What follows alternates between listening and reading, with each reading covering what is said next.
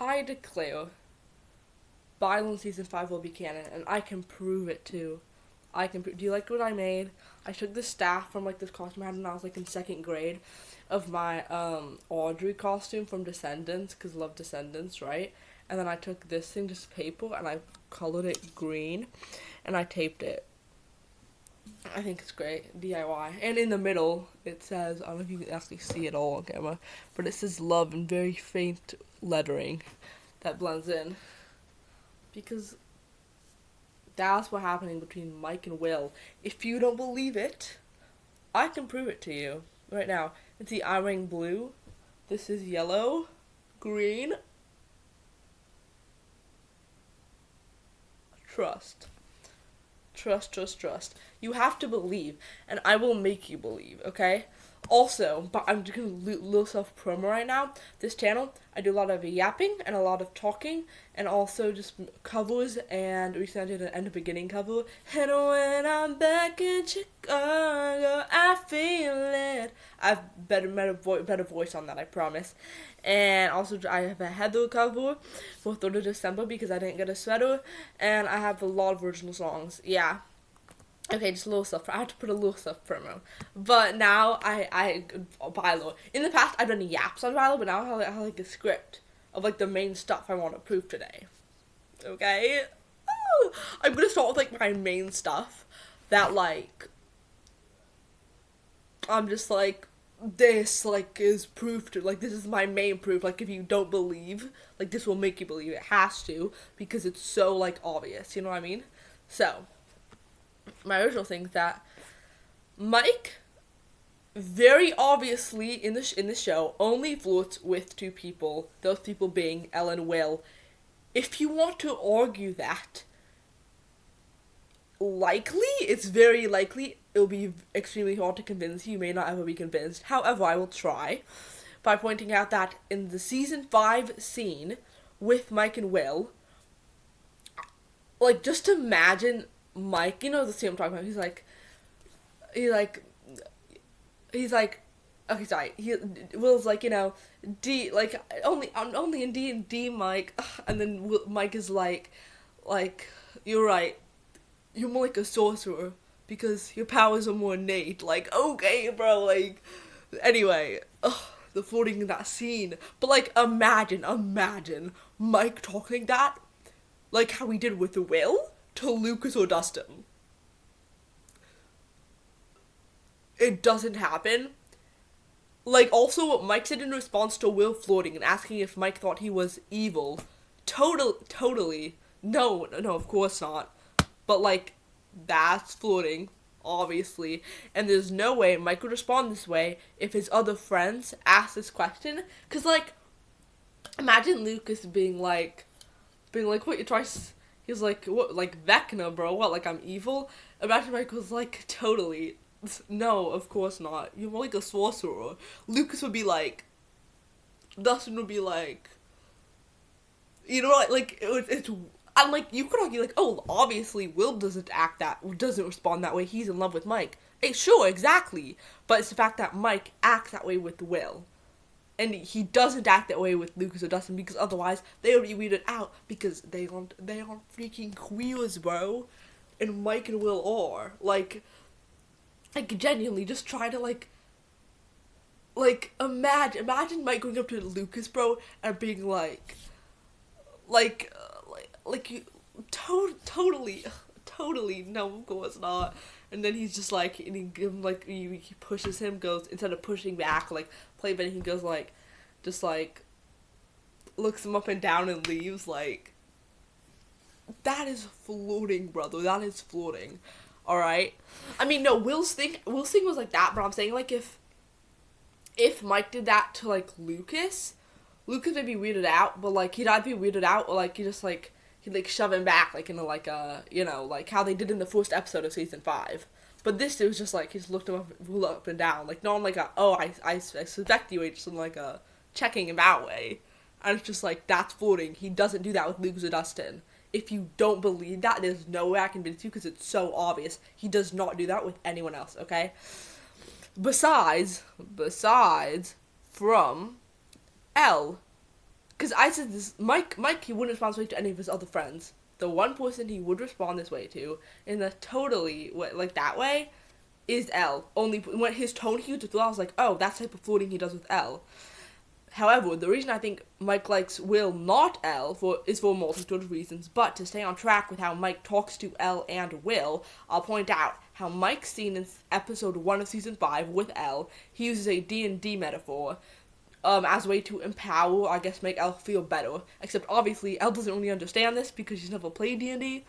And Mike uses D&D again as an allegory in his conversation with Will, except that Will actually understands because of their common ground and shared interest. You know, bonded trauma, shared interest. Literally what more he says. Like, or does he? No, he just says bond trauma. But, like, you know what I mean. Like, they have shared interest, they have common ground, they have stuff to, like, talk about, to relate to. And it's like, with Mike and Elle, he uses D&D, and she's never played D&D. Like, it's like, hello? It means, you know what I mean?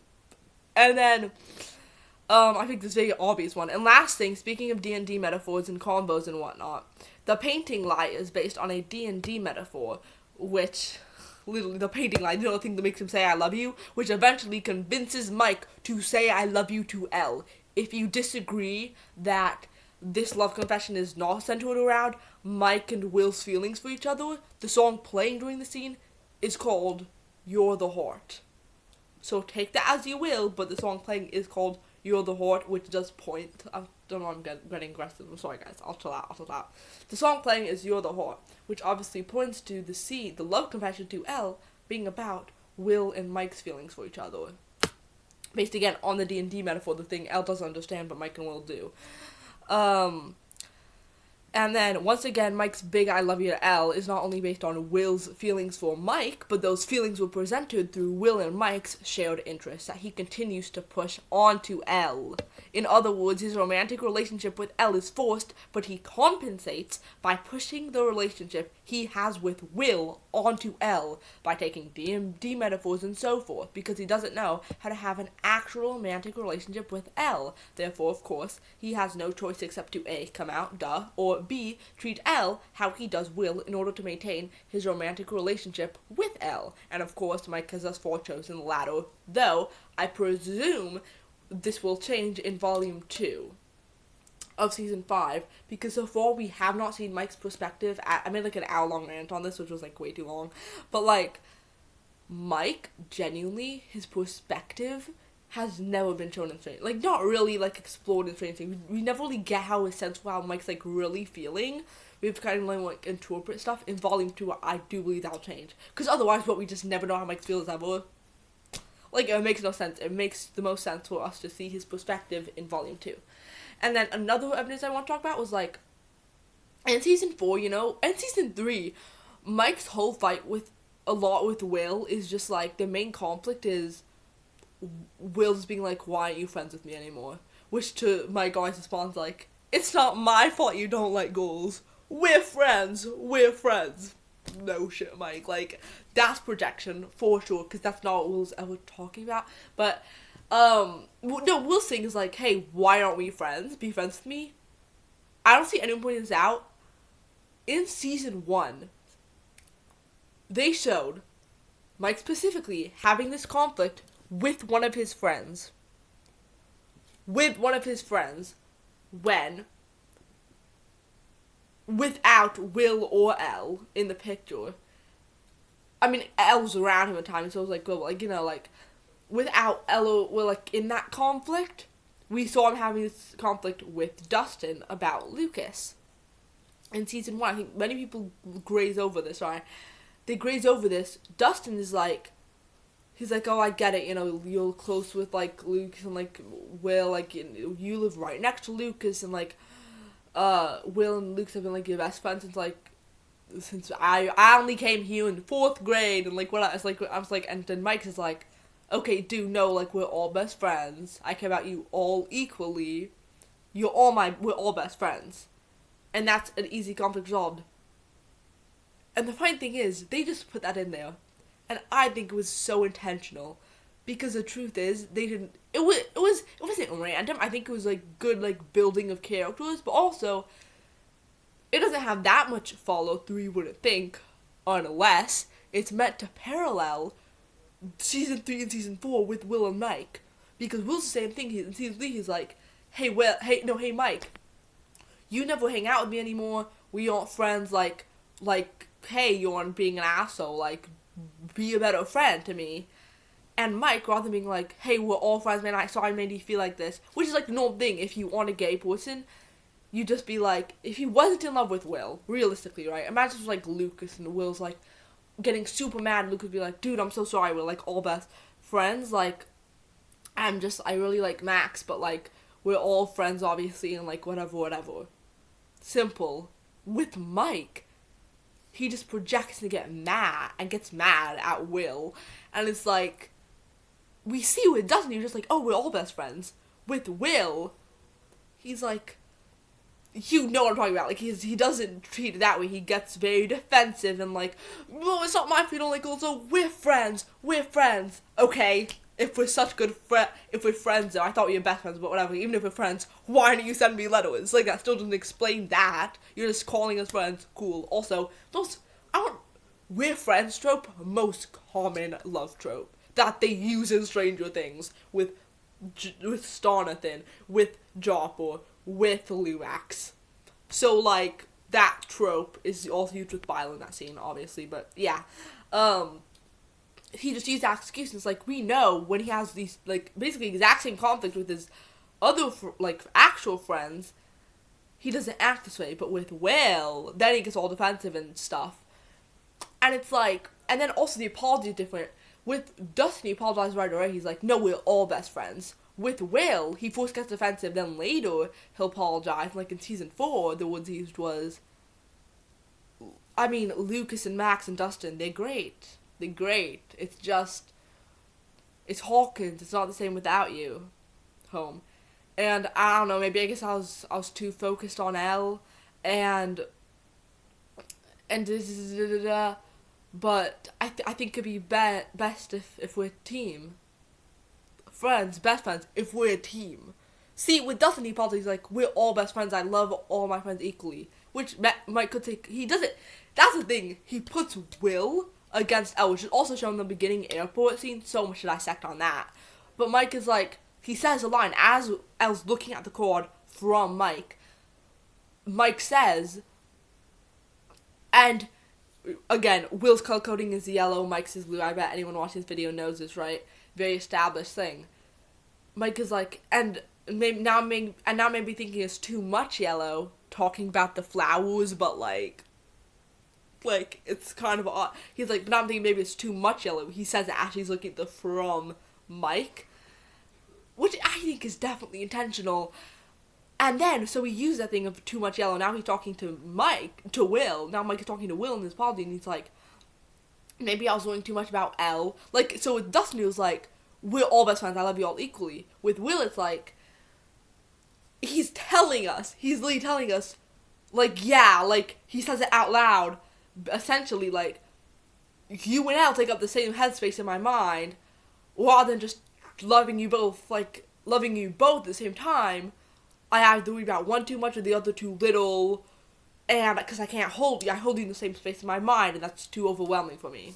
Is like, that's what by saying, I was worrying too much about Elle, that is what that's saying, and we know that from seeing the thing with Dustin, where it's like, we're all best friends, versus the thing with Will, saying, I was worrying too much about Elle, and then calling them, Will and Mike, a team, just them, not, oh, I shouldn't overlook my friends, man, I love you, it's like, no, we're a team, we're a team, so I was paying too much attention to Elle, we're a team, though, I'm like, that's, I feel like it's so obvious, to me, that's so obvious, you know what I mean? For me, I'm just like, that's so, like, yeah, that's just, like, that's such proof, I'm like, yes, that made me buy the Endgame, because I'm like, yeah, like, what do you mean, you know what I mean? And then, okay, another parallel I want to talk about, in Tammy's, you know the Robin speech, beautiful, oh my god, made me cry, in Robin's speech, though, about Tammy to Will, one, it's not at all about, it's about, when it's about Will, completely about his own self-acceptance, not about Mike, bro, like, that's insane.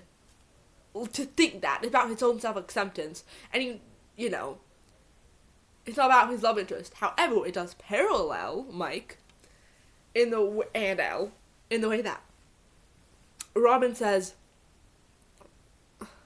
it's such an obvious film. And she talks about she talks about Tammy's, like, gorgeous blonde hair, right. She talks about, Tammy's gorgeous blonde hair, like, waving in the wind or something, right, before she says, and I knew right then and there that she was the one. Okay? In Mike's slow confession, he says to Elle, again, talks about her appearance, you ain't that big Benny Booger t-shirt so big it almost swallowed you whole, and I knew right then and there, and it was right then and there, in that moment I knew, it was right then and there, in that moment that I loved you. So, again, Robin says, it was right then and there that I knew she was one, versus Mike's, and it was right then and there, in that moment, I loved you. It could not be more obvious. Genuinely. Could not be more obvious. Because what do you mean? Like, that's crazy. It's such an obvious parallel. To Will, it's just about his own self-acceptance. Talking about parallels, though, Elle is Mike's Tammy. Elle is Mike's Tammy Thompson.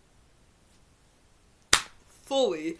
Because also think about Robin's, like, being like, I knew right then there she was one. It's obviously, like, ridiculous, right? You're looking for the answer to someone else, you have all the answers. You can't look at someone and just know you're in love with them, which Mike claims he was with Elle.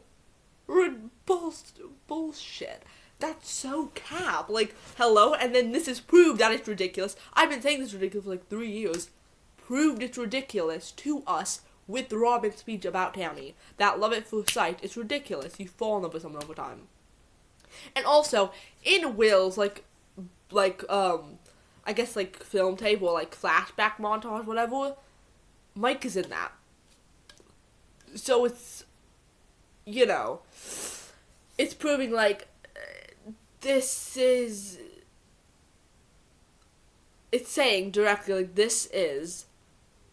Mike is one of his most important people in his life, still. If he was supposed to get over Mike the first day they met, would not be in that montage. You know what I mean? Like, I don't think that would happen. Like, that's not. Also, okay, another thing I want to talk about. Robin talks about signals. Obviously, the signals happen between. Argyle's actor, this interview, he's, like, talking about shared looks between Finn and Noah, the actors of Mike and Will. Specifically, like, the Duffer Brothers would cue it or call it out where they have to do the shared looks only for the characters of Mike and Will. And so that's, like, the whole thing, right? And the word uses is a shared look. And also another word uses is, signals. Mike and Will in their scene in episode 4, they're framed between a radio, like, tower thing, which signals connection and literally signals, so there's that. But, just aside from that, just looking at the core of it, like, the basis, who sets up signs to look for, in, like, more leaning specifically, like, queer romances, queer relationships, who sets that up for Will to be looking for that? It's not setting up for Will, it's telling the audience, look for this. Who would be like, tell the audience, look for this. If Mike, and then, look for this. You see how Mike doesn't do it? Yeah, that's because Mike actually doesn't love him back. See, when you're looking for that, it's not gonna happen. Like, imagine, that's such shitty writing. Imagine they did that. They're like, look out for this thing so you can see how it doesn't happen. See that? It's like, no, they set it up because it is going to happen, and they're telling us, hey, look out for this stuff. These are the signals you have. They're literally telling us. They're putting it in front of our face. These are the signals you have to look out for. And then it's set up. It's setting up like a thing for them, these signals to be notes between Mike and Will. For Mike, these signals to Will, and it's like, oh my god. And then, and then the snowball becomes an avalanche. You don't say that, and then it just doesn't happen. You don't set up a snowball becoming an avalanche for it not to happen. like, they're saying a snow becomes an avalanche because it is setting it up. It's called foreshadowing. Like how they did in episode 4 with Mike being like, your powers are innate, you're a sorcerer, and then Will becoming the sorcerer. Or like the film tape, and then the film tape like awakens that. Like it's foreshadowing, it's setting stuff up. That's obviously what that is. If it's not, it's just terrible, right? Like, it's obviously what that is, you know what I mean? So there's that. And then, like, yeah, that's all. Honestly, that for me is, like, my main Byler proof. For me, it's, like, I'm so off, I'm so sorry. That's, like, my main Byler proof. I'm like, this, genuinely, there's no way it doesn't happen because of this stuff. However, I also want to do a thing on this. Of, like,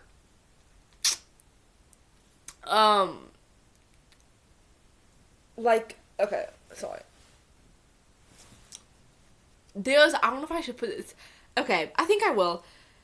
I want to talk more about now. These are obviously my evidence for how Byler's Endgame. What don't see anyone really talking about too much is like, why a lot of the main audience of Stranger Things, which is very heteronormative, het and cis, you know?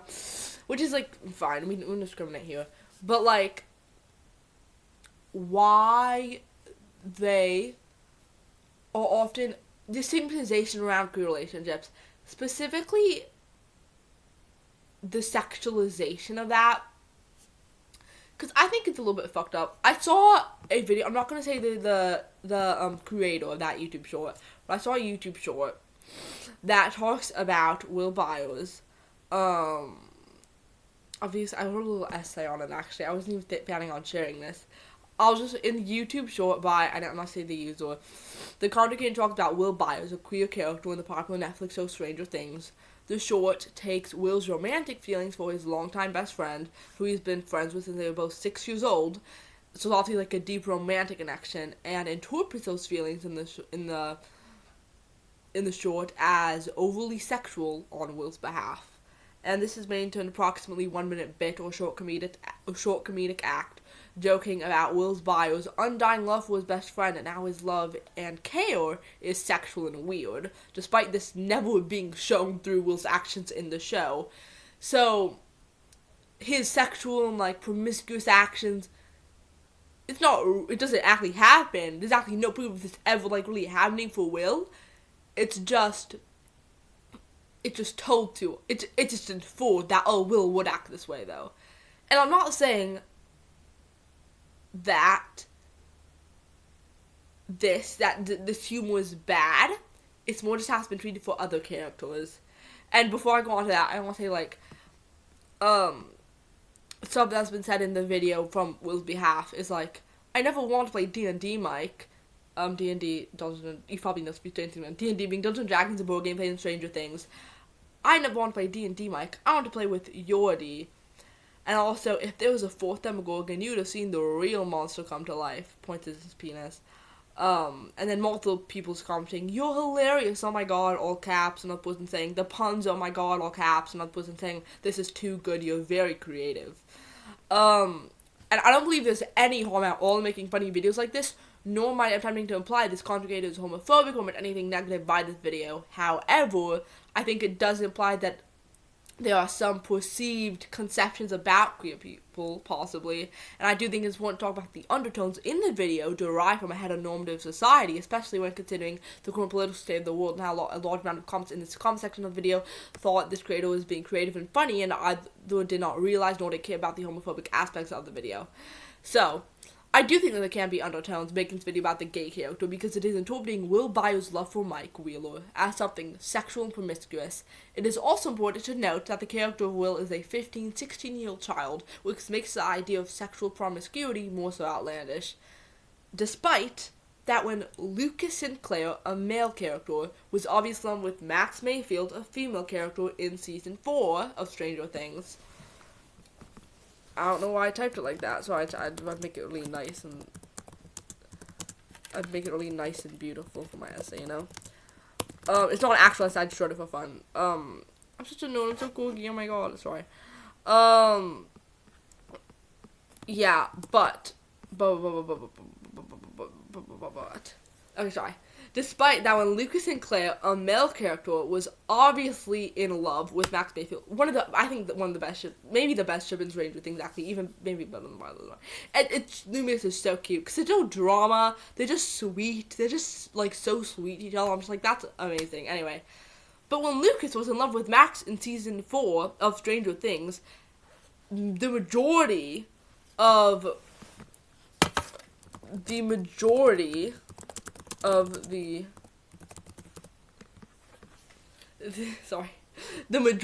audience simply referred to that relationship as very cute and sweet.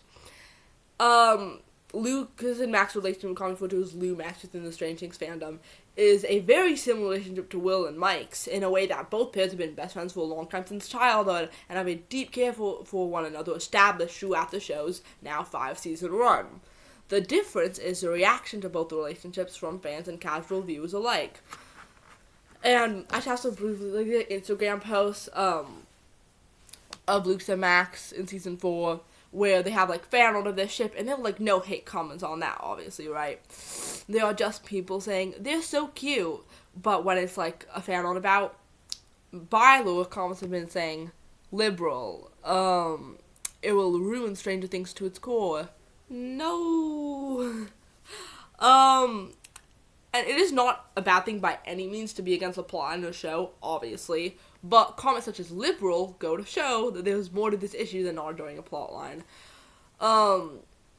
It's seeing relationships as like a political stance on, but it's also, my main thing was just more like the video itself, the short itself.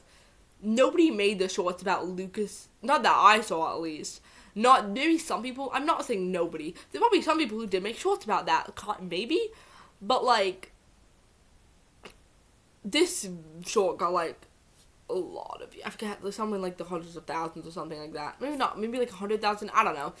It's not like a lot, but it's like a good amount. I personally did not, I'm not saying that they don't exist, but I did not see any shorts like that or videos about Lucas or Max being sexually really infatuated with each other, because it's never implied in the show. You know what I mean? Like, it's not taking a joke in the show and then adding on to that. It's just like creating something that's sexual. But I do see that with Will Byers specifically. I think this says something. Have people, it's the same thing that like makes people, leads to misinformation that sees gay men being predators, or because God's of homosexuality in the heteronormative society is often categorized as sexual debauchery that is sinful and gross, preventing straight cis persons and queer persons alike from being able to see a gay character in love and thinking of that love as something endearing or normal. This perception of queer people will typically translate to views on real queer persons, and because of the stigmatization of queer people in society, many straight or cis people become homophobic and hateful, or queer people gain internalized homophobia. Internalized homophobia being self-hatred, specifically for being queer. And and many queer individuals' experience appear to being homophobic themselves, when truly they hate themselves for so much for being what they have always been told is the gay kid who's all these sexual for having a crush or being in love, the lesbian who doesn't deserve the girl, and if she thought she did or attempted a lesbian relationship, that'd be labeled as creepy behavior to want the person she's in love with to love her back, which is never really said for a straight relationship. And also, men get away with such shit about, like, they're like, it's like they get less backlash for, like, maybe not, I don't know. There's times where men can like do a lot, like if a woman says no, it's not treated as no. But if a lesbian just like just wants a relationship with another girl, but they'll say men will be like, oh, that's so weird and creepy and gross. Well, mainly by straight women, actually, I think that's considered gross. More straight men are just like, ooh, like, do it in front of me type shit. Let's just like, ew, like, die respectfully. But it's, I think the thing of like the label is like queer people being creeps, or like very, very sexual people for being in love or wanting to date someone, and it's like, that's not how that works. And Will Byers' story, as is perceived by the general audience of Stranger Things, has existed in popular media for ages, known as a very gay trope. I say this because, like, I just listed a bunch of reasons why Byler will be canon season 5. I truly believe that. But a lot of people think it's like, oh, well, obviously Mike doesn't love him back, right? He's dating a girl. How could he possibly be queer? But the Bury Your Gays trope, I went on a long rant. I just would hate if they do this because I listed an example of Supernatural. I bet most people watching this know it. In case you don't, it's like the ship named Destiel, where Castiel confesses love for Dean right before he dies in the I believe it's what it's called in the penultimate, like, episode, or, like, in the second to last episode of the entire show. At the very end of it, he confesses love for Dean. And then he dies immediately, and then we never explore that relationship or see Dean's feelings ever. So, once he became... I'm not saying that the writers don't have reasons beyond Castiel's sexuality to choose his death, but they chose to announce Castiel's romantic love for Dean right before he died, preventing those feelings from being further explored and burying the moment he became canonically gay within the show. Which is also why I just hate that dude with Will Byers. One, if they kill him, but also like if they don't give him that follow through of like, oh, you're gay, but like, no, you're not back, you get to be in love. And, like, I've seen people say like online like, oh, but it's realistic. I'm like, maybe. But we're watching Stranger Things, like, none of this is realistic. I get the point of, like, oh, but, like, you don't want kids getting homos, but, like, you don't, like, I think it's important for people who think, like, oh, they're never gonna love you back, just see that. Even if it's not reflected in real life, even if the person you love is actually straight, like, it's nice to see that in TV show where the gay guy does get the guy. You know what I mean? Because you don't get that in shows a lot. I don't get people so mad about that, like, but it's not realistic. Bitch, neither is fucking Elle having superpowers. Like, yeah, maybe it's not realistic for the straight guy to be back, to be in love with his, like, gay best friend. Like, maybe not. It's not realistic. It doesn't happen, like, a lot, maybe. I don't know. In my own experience, at least, it doesn't happen a lot. But, like, is that a bad thing? I don't want people, for Byler specifically and only, want it to be a very realistic portrayal of, like, a gay relationship. Like, let people be happy and let the gays be happy on the screen, you know what I mean? Because seeing gay people say, like, it's a bad reputation for, like, young people to get their hopes up. Like, I'm not gonna get my hopes up. I know it's fiction, but I'd like to see that fiction. Because it's comforting and it's nice to see that. Because one day it can happen, you know what I mean? Like, it's like with, what's the heated rivalry that new gays were talking about? Like, it's so unrealistic, but it's just nice to see that on screen. Like, I don't know, people treating it all just like, we see the, like, oh, like, the straight friends being in love since, like, childhood, being in love with each other growing up. Like, that rarely happens. Maybe happens in real life, but, like, realistically, it's such, like, a romantic rom-com trope kind of thing. But with gay people, it has to be realistic suddenly. Like, we can't just get, like, a nice, like, oh, also cute, amazing, sweet romance on screen. Seriously? It's stupid. It's stupid logic for explaining why it shouldn't happen. You know what I mean? And it'd be so impactful to have that on screen. And then also show, like, Elle. With Elle, okay, my thing about Elle, we have literally seen how she is wanted to, how she's been better for being independent, like, ever since she first officially got with Mike in season 3. She does not need Mike around her, versus Will and Mike make each other better. You know what I mean? Like, that's the whole thing. Like, in season 4, Will helped Mike, like say I love you to Elle, and, like, with this painting, and then Mike helped Will be like, oh, you're a sorcerer, and then Will got and he's like, oh, da, da, da, da. You know what I mean? So they make each other better, and I think that's why the relationship is better. This is better, guys. But, like, yeah. And then, I'm gonna stop ranting about, like, I think it's kind of fucked. Anyway, for people to think that about, like, the queer character in the show, I'm just like, sigh bow, bro. Anyway, so that's my little yap. And then, do you have any more Byler proof? Kind of was talking about before, like, Elle, she just does, people are like, oh, she'd be so bad. I'm like, have we watched the same show? Like, it'd be good. Also, okay, in season 3, can you talk about literally the only character who is so obsessed with their significant other is Mike. Like, every character finds Malevolent annoying. They find the relationship, every single character finds that relationship annoying. Even Elle, she wants to spend more time with Max, and Mike is the one who gets mad about that. But you could argue, he's just so in love with her. Except for Sean, well, that's not the case. He's not so deeply in love with her. Like in, that same season, when, you all know the Rain, Friday and the Malevolent breakup scene, right? Like, Malevolent is like, they break up, and Ella's like, oh, Mike, like, no, she actually doesn't say like that. It's super, like, fun. It's, like, a funny scene, but it's also like, oh, yeah, this is good for Elle. That's the main thing. Elle, once she breaks up with Mike, it's treated as a good, empowering moment for her to break up with him.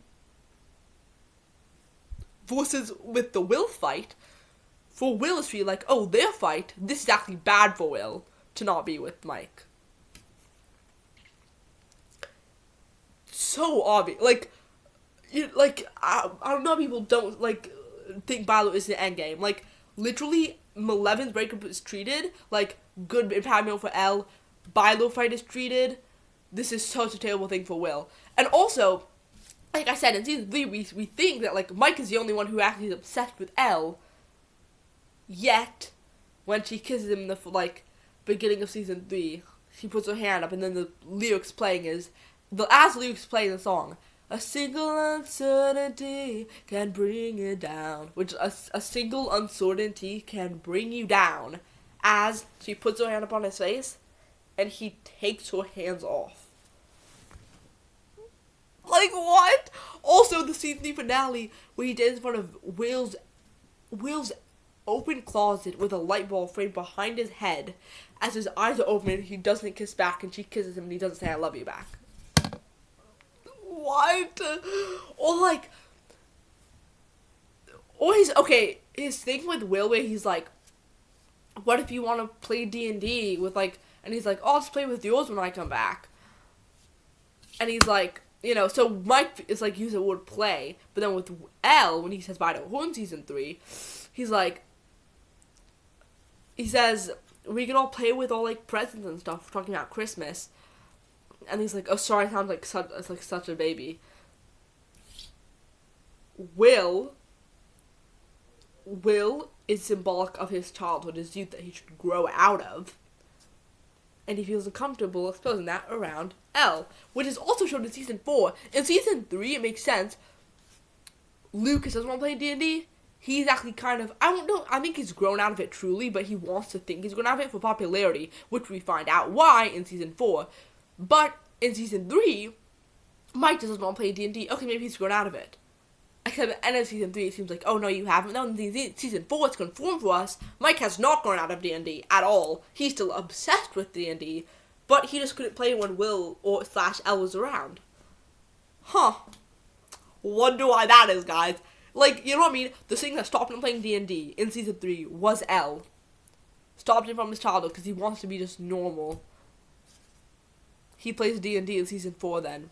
When Elle and Will are both gone, it's that's it, otherwise it's such bad writing to me.